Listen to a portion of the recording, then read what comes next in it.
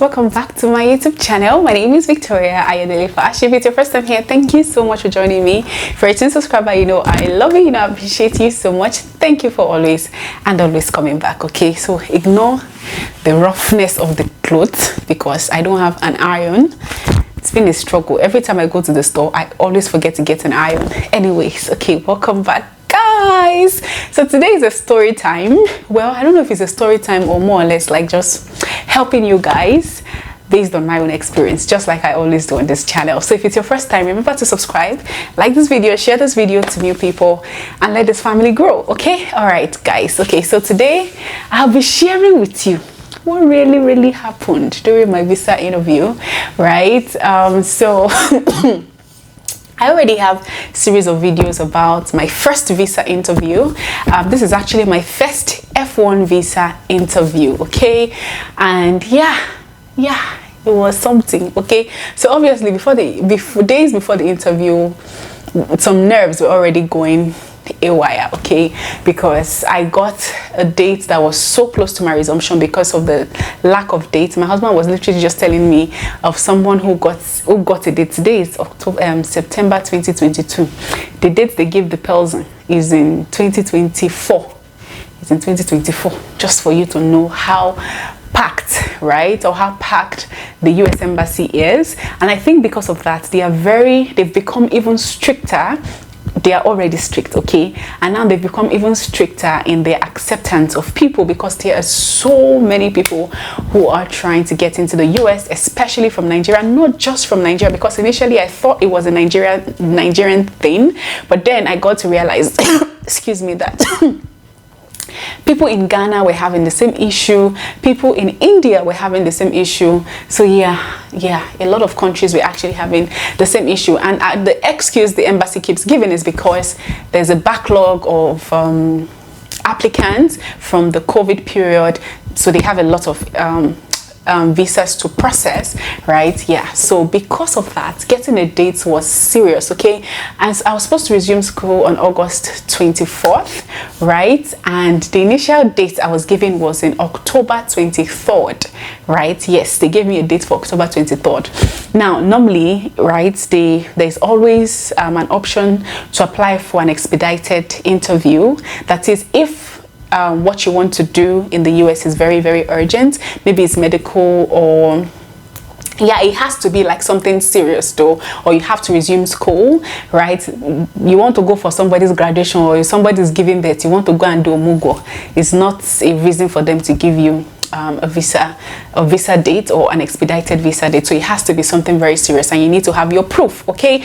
So for me, I was going to school. The last time also, the date I was given, it wasn't that far apart. I think I was given like 3 weeks before the data actually went, but the program I was going for actually asked me to request for an expedited date, which I did, and I was granted.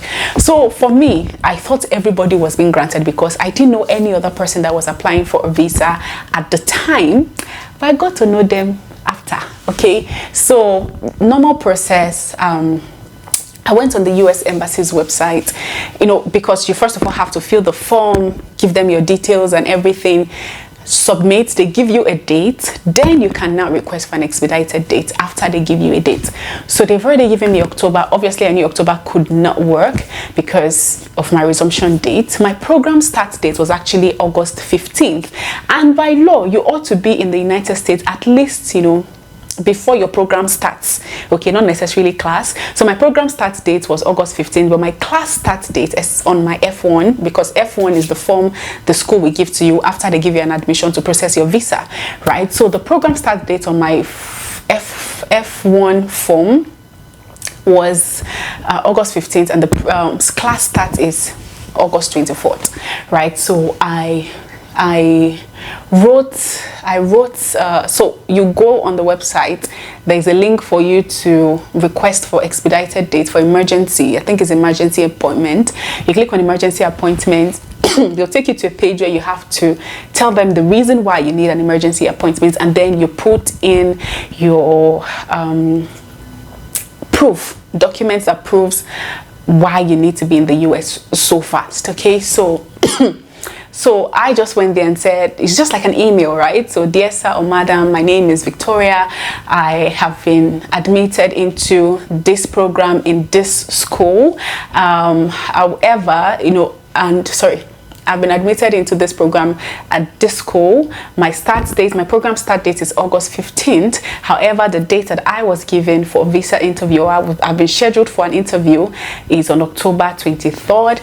I kindly request for an expedited appointment so that I can meet up with my program start date and all of that. So yeah, thank you, kind regards, Victoria. That was basically what I did. And then I attached my F1 document from my school. I attached my, is it I-20 now? Yeah, F1, the I-20, and what else did I attach? And my admission letter. Yeah, those are the 3 things that I attached as proof. And there began the wait. Mind you, the last time I applied for an expedited appointment, literally I applied in the night. By the time I woke up, I already got an email that it was approved. It literally took less than 24 hours. So because I've been through that process before, I was waiting for less than 24 hours. 24 hours came and went. 48 hours came and went. 72 hours came and went. 1 week came and went. 2 weeks, I still didn't hear from them. So because I didn't know that there's like so much application, or so many people who were trying, you know, to apply, and you know, the embassy is overloaded, I didn't know. So I decided to call the embassy. And of course, when you call them, they will ask you for your passport number. They will ask you a few questions about what you're going there to do. Yeah, and I think the reference number on your F1 documents, they will ask for that, and then they will get your records. And so I called them and I asked them that, you know, I've applied for an expedited date. It's been over a week now, and I haven't heard anything from them, that, you know, what's the issue. At this time, I think it was in March that I applied. Anyways, so I did. I applied. So I called them and they were like, listen, you've not gotten a date. You've not gotten because they've not reviewed your application. When they review your application, you will hear from them. Basically, that's all they can do. The call center cannot do anything to help you to process or to even give you any information about it, okay? So when I heard that, at the point I was scared, like, hey, should I have called and stuff like that? I didn't know. Right now, there was another guy. You guys already know Femi. He's been on my channel. So how I met Femi, quick short story. So my school, before resumption, we usually have like sessions every Friday with the graduate school, a representative from the graduate school. Every Friday, all the international students, we have a meeting, right? So we have students from India, from Malaysia, everywhere, okay? And I think it was in one of those that I attended, and I was told to introduce myself. I did introduce myself, and you know, I didn't on my video for the first 2 meetings, but my picture was there on my Zoom profile. So I just got a private message from this guy. He said his name is Femi. He has seen me on YouTube, that I should just please confirm if I'm the same Victoria Fash that he's been watching on YouTube, blah blah blah. So yes, I confirmed, and I said yes, it's me. And he was like, oh my god, I've been watching you and all of that. And we exchanged numbers, and you know, I tried to help him. I was trying to assist him with his assistantship application and stuff like that. So that happened. That was how me and Femi got to meet. And apparently Femi reached out to my friend Mercy on LinkedIn, right, to assist him or to ask her questions. Anyway, they got to connect on LinkedIn, and Mercy is my friend. So yeah, you see how fate will have it. So anyways, that was how me and Femi met. So Femi, I had already applied. At the time, Femi was still waiting to get an assistantship, okay? I already got mine. I already applied. So they haven't responded to me at the time I met Femi. But I think about almost 2 weeks to my application date, I got an email, because at this point, me and my husband started fasting and prayer. I won't even lie. We fasted and we prayed over this expedited day. My husband kept telling me I shouldn't worry, that it's going to work out. Like, I have all the records and everything that's going to work out. But in my mind, I said, hey, my brother, no, let's be praying, no. So anyways, they got back to me after almost close to 2 weeks, and they told me that, you know, they gave me the date for August. What was that? I think it was August 18th. Yeah, August 17th or 18th, right? Remember, my school is resuming August 24th, so I literally had 5 days or so to get to the US from my interview date. At this point, I was confused because I wasn't sure, should I resign my job, should I not resign my job?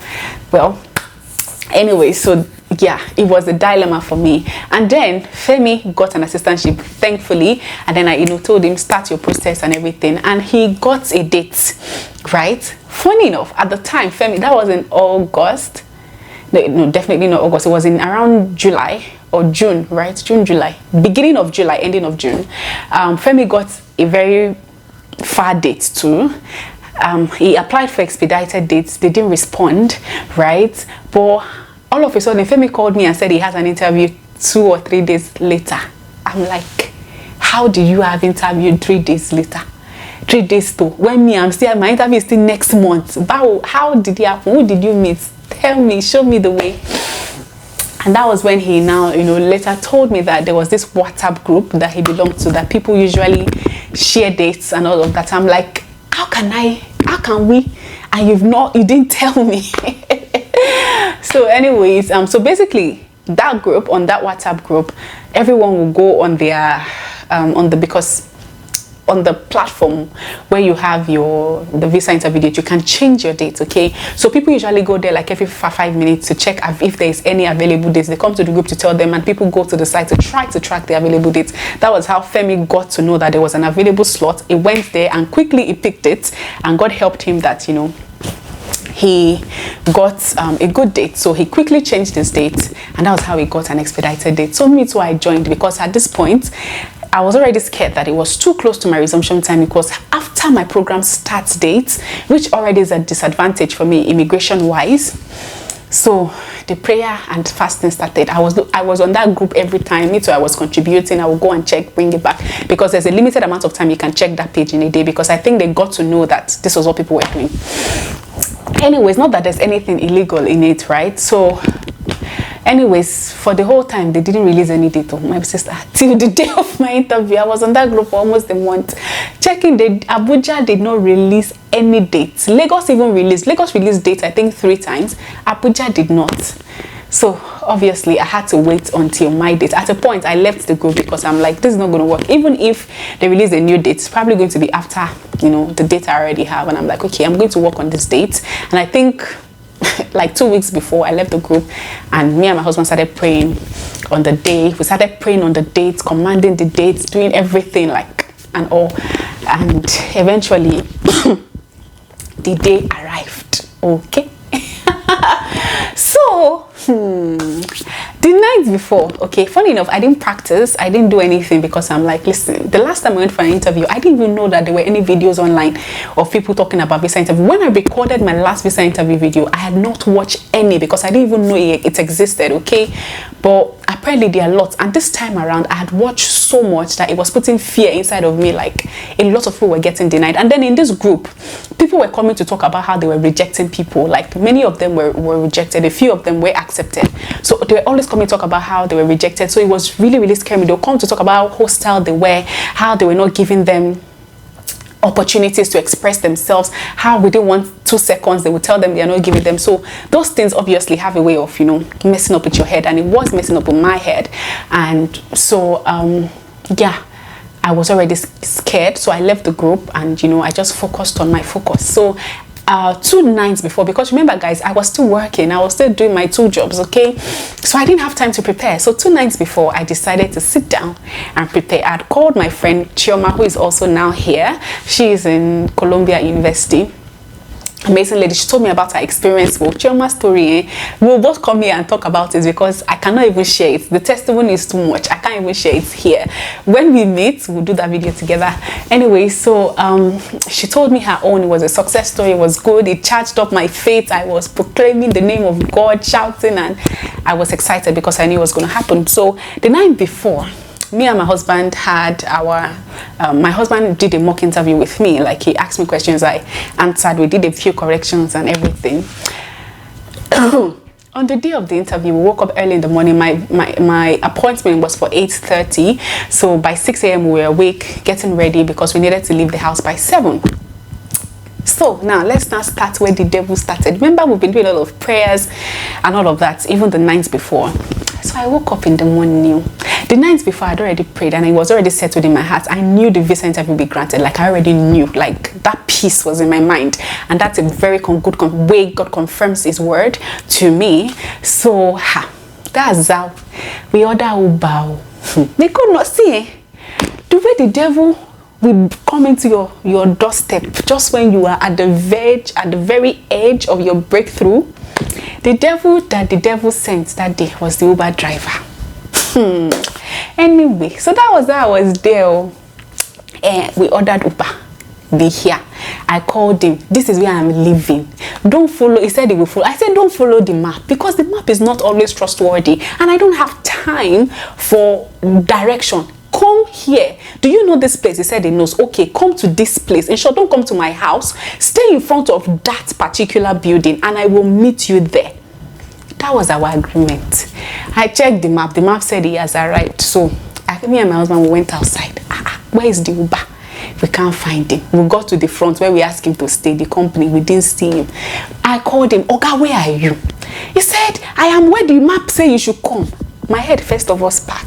Because I remember very vividly, I told you, don't follow the map. Come to where I have told you I am. And it was like, it's where you put in the map that I came. It's where you put. At that point, I was already frightened because we're running late and I was anxious. Not frightened, I was anxious.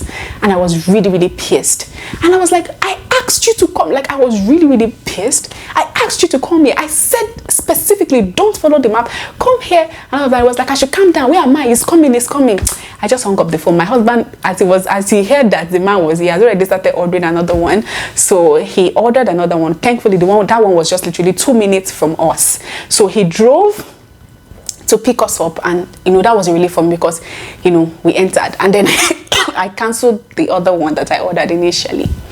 This man was not really that far. It was like 7 minutes away from us. That was where he went to park. So as we entered inside this new one now, that one was that the new Uber was about to turn and a car blocked us behind. Who is this devil that has come early in the morning on this faithful morning? Who is this Pearlsy? I didn't even click. The next thing I heard, that visa, they go reject you. You not go get time. They will reject you. They will waste your time the way you have wasted my time this morning. You will curses upon curses upon curses on someone I don't know. I was pissed. I told my husband, wind down the glass. My husband said, will you sit down there and keep quiet? I was pissed. My husband said, the mouth you've used to decree and declare and everything, you want to use it to argue with this one that does not have destination. My husband said I should stop, and then obviously the Holy Spirit ministered to me like, don't even open your mouth and respond. This man blocked that car, and thankfully the man that drove us, funny enough, had gone for a visa interview. He wasn't accepted, so he was really kind to me, telling me what to do and what not to do. So like, he told him, I will bash your car if you don't leave. So he drove, and then he drove in front of us to continue the placement of courses. You will not give you your interview. They will waste your time. You will not get that visa. The way a man I even knew I was going for a visa interview, I don't know. Obviously, the map had told him my destination, which is wrong because I know Uber doesn't do that. I don't know when Taxify or Bolt started doing that. Anyway, so that was how this man started. But we drove off. I was pissed. My husband said, you cannot allow whatever that guy said, because what he said was getting to like, what if what he said? And my husband said, did you offend him? Do you owe him? So why do you think that what you said has any measure? And all of that. But my husband just reminded me of the scripture, like, no, who God has blessed, no man can cause. So, I was at peace. I tried, because things like that get to me. Even though I don't want it to, it does get to me, okay? I tried to forget about him and then focus on other things. I started singing worship, singing praises to God. And then we got to the... I've not finished. This is part one. No, wait, I will come back to his story. You think he has finished? The man didn't finish. Someone that doesn't know me, I don't know him more. He drove 5 minutes. That cost while. So just hold that story. We'll get back to it. So anyways, we got to the visa appointment. I met a queue. People were already there. My husband had to stay, if some few feet away from the embassy because he was waiting for me. And then I entered, I got to the queue. I was in the queue for about 20 minutes.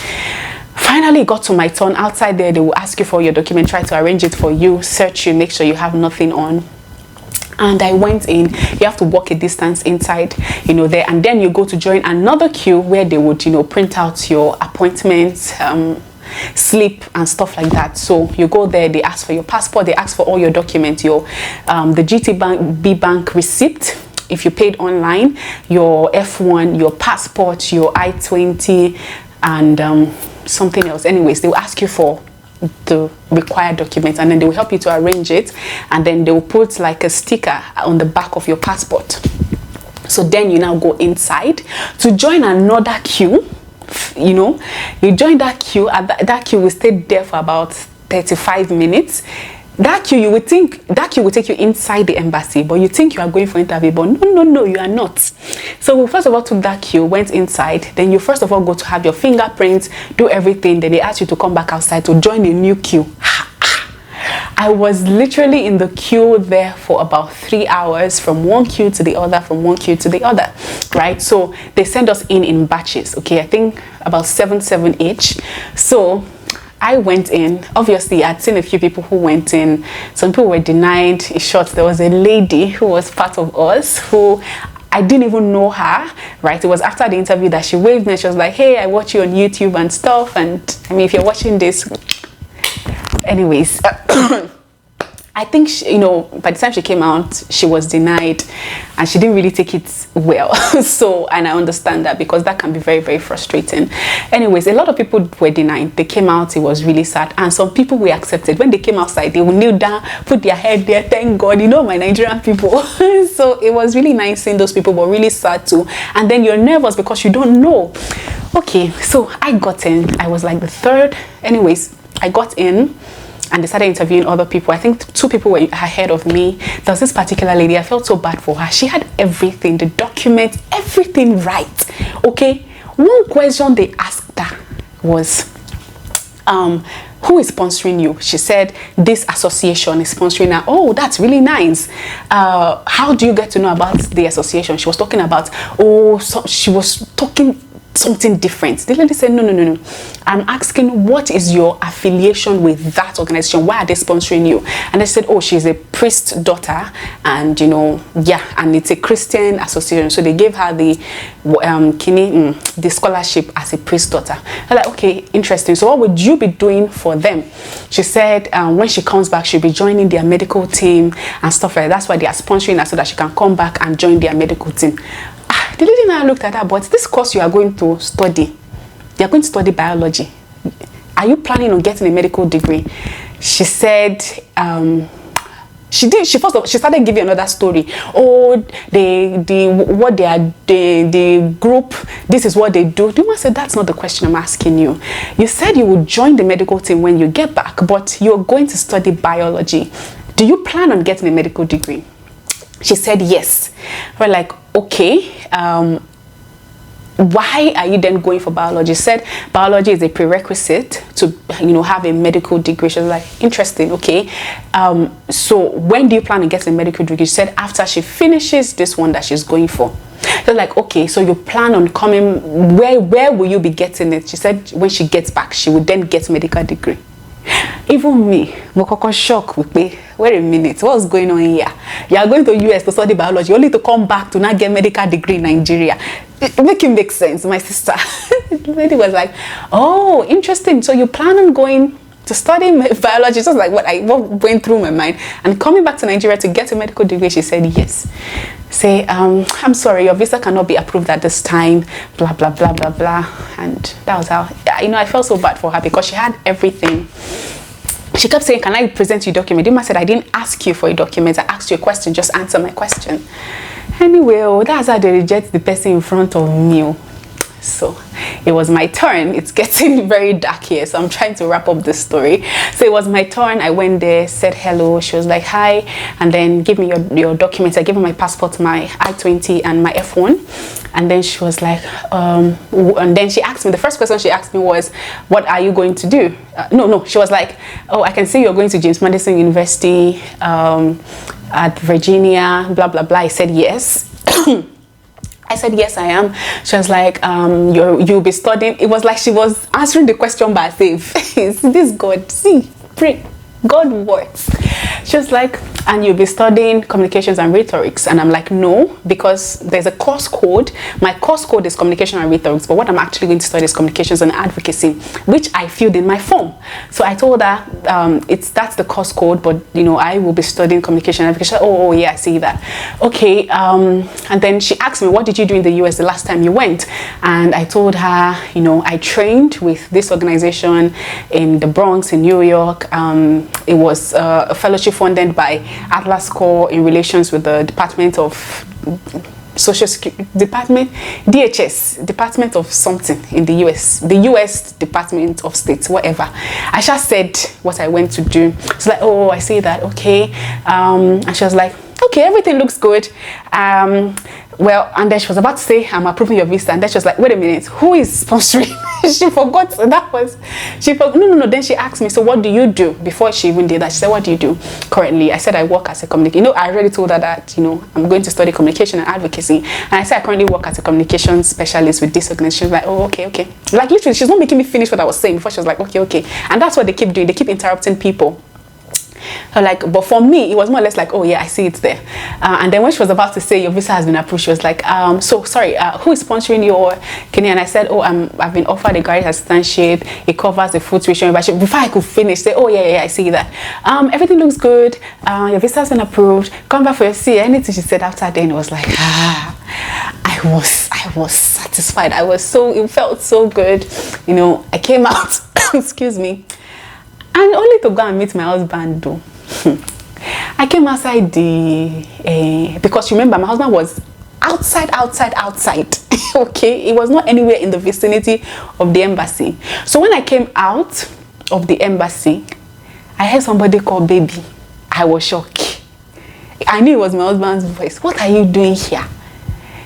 I looked far off. My husband was with soldiers. What happened? What did my husband? Why? I was confused. And then he was talking to them and they were like, you should come and meet me. And I'm like, what? I left you outside. What are you doing? So obviously, my husband was arrested.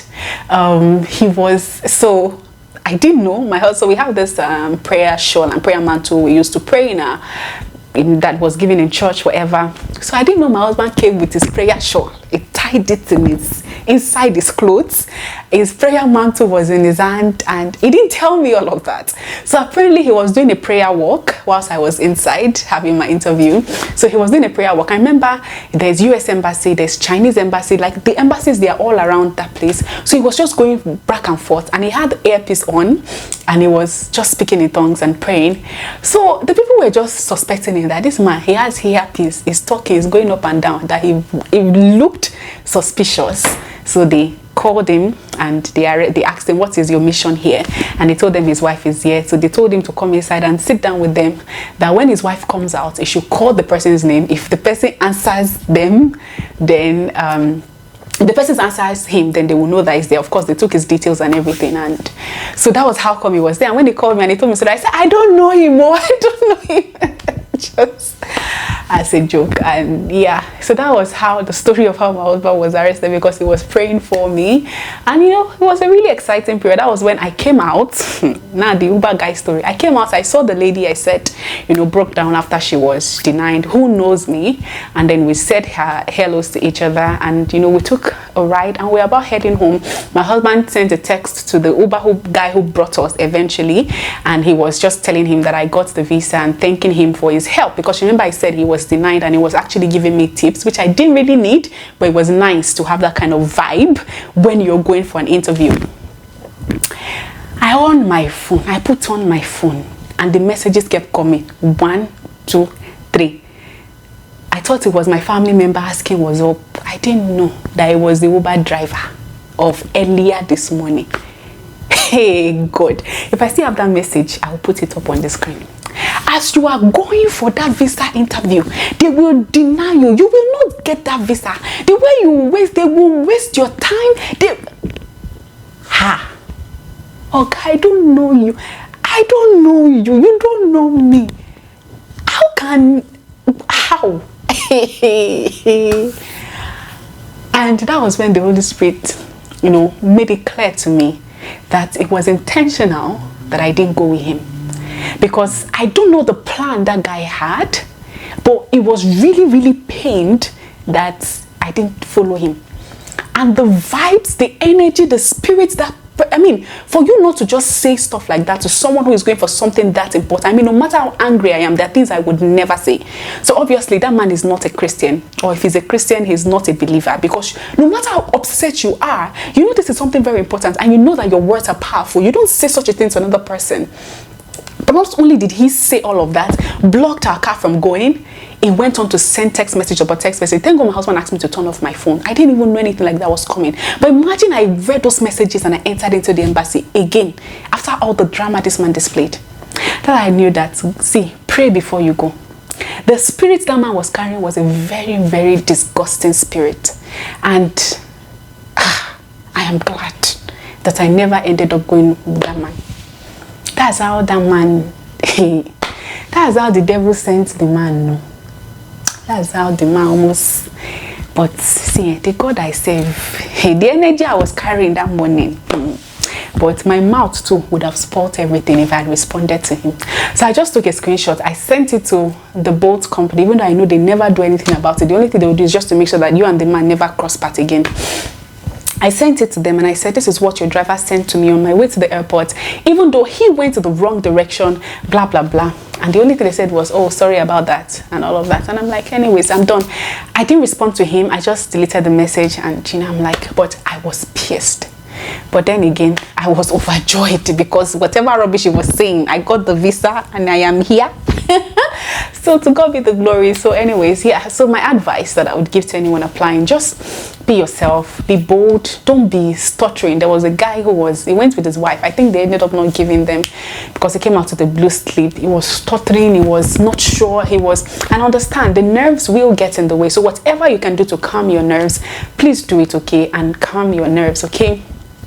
I said it, if you need advice on what to do, I have a video about that would tell you, about my first visa interview, my experience. I laid the foundation, everything. Just people are still commenting to that on that video till today.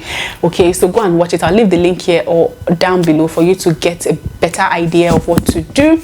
Yeah, so just be bold, be confident. They want someone who is confident, but as you are being confident, don't be overly confident. Okay, don't go and say what you are not supposed to say. Be confident, but be polite. Don't stutter. Try to, coordinate your words. If you don't hear what they say, ask them, can you please repeat the question? I didn't get you properly. If you're nervous, just take a deep breath. When you go in there, just imagine you are somewhere else. Whatever works for you. Okay, just know that you are there and please pray. I cannot overemphasize this. Pray. The agenda of the people you are going to interview is to deny you. See, it takes the grace of God to be accepted. So pray before you go. There's nothing God cannot do. Okay? Pray before you go and make sure you're led to be where you are going. Okay? Because once you know, because for me, the peace was that God has brought me this far. It's not now, with everything that I've been through with this whole application process. Is it not now that God will now say, you will not be denied after He has already made provision and all of that? So it was easy for me, like, I know God is here, okay? But a lot of things I could have done would have ruined it if I went there and I was not prepared and I didn't do the mock interview, and I didn't, ask myself questions and make sure that I am coherent. Because sometimes you think you can talk, you get there and the thing will disappear. So sometimes it helps for you to practice with the mirror, talk to yourself, answer questions, and it helps you, because I realized that even though I thought I was pro, when I was asking myself the question, it was just going up and down in my head, but I was able to communicate with myself, talk eloquently, say it, don't think it, say it out, answer the questions, look at your body gesture, look at everything in the mirror. And don't forget to smile, okay? Smile. It's not a do or die, okay? Don't go there and be strong in face. Smile. They might not even look at your face, but still smile, because there's a way smiling makes your word comes out pleasantly. Okay, if you need more tips, go back to that video. I gave more than enough tips, and so many people have come to testify under that video of how they got their visa just by following the advice that I laid down. Okay, thank you guys so very much for joining me again for this lovely story time. Let me know what you guys think about the Uber driver from hell, or boat driver from hell, because it wasn't Uber, it was boat. and you know, all the experiences. And yeah, let me know what you think. Thank you guys so much for joining me, and I'll see you guys in the next one. Until then, my name is still Victoria Ayodele Fash. Have an amazing week. Bye.